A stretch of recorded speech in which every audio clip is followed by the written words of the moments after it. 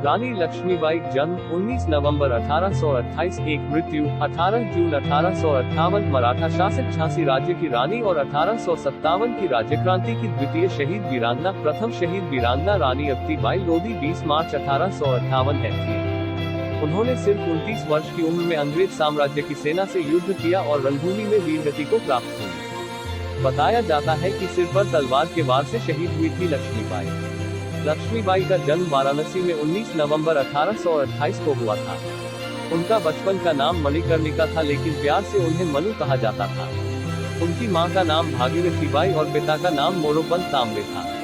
मोरोपंत एक मराठी थे और मराठा बाजीराव की सेवा में थे। माता भागीरथीबाई एक सुसंस्कृत, बुद्धिमान और धर्मनिष्ठ स्वभाव की थी। तब उनकी मां की मृत्यु हो गई।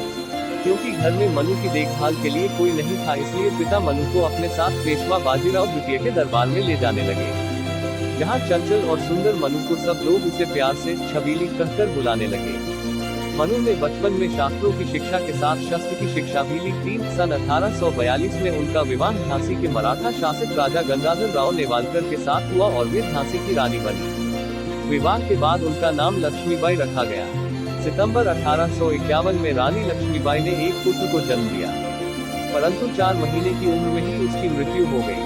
सन 1853 में राजा गंगाधर राव का स्वास्थ्य बहुत अधिक बिगड़ जाने पर उन्हें दत्तक पुत्र लेने की सलाह दी गई।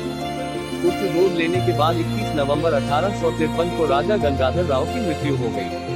दत्तक पुत्र का नाम दामोदर राव रखा गया। तो ब्रितानी राज ने अपनी राज्य हड़प नीति के तहत बालक दामोदर राव के खिलाफ अदालत में मुकदमा दायर कर दिया।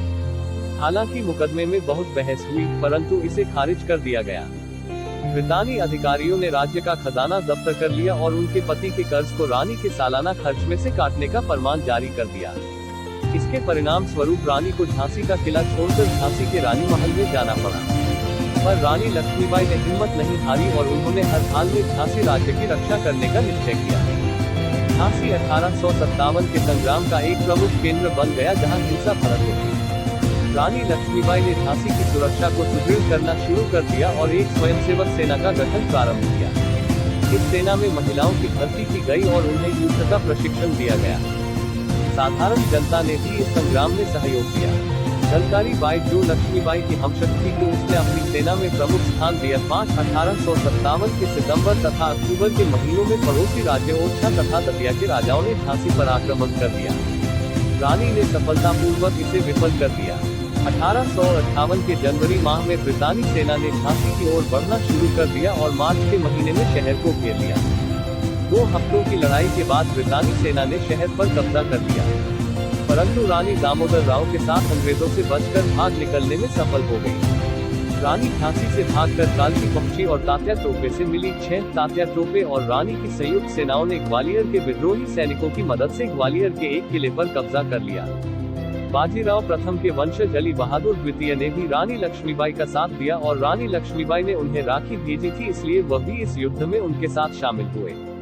18 जून 1858 को ग्वालियर के पास कोटा की सराय में ब्रितानी सेना से लड़ते लड़ते रानी लक्ष्मीबाई की मृत्यु हो गई। लड़ाई की रिपोर्ट में ब्रितानी जनरल ह्यूरोज ने टिप्पणी की कि रानी लक्ष्मीबाई अपनी सुंदरता, चालाकी और दृढ़ता के लिए उल्लेखनीय तो थी ही, विद्रोही नेताओं में सबसे अधिक खतरनाक भी थी।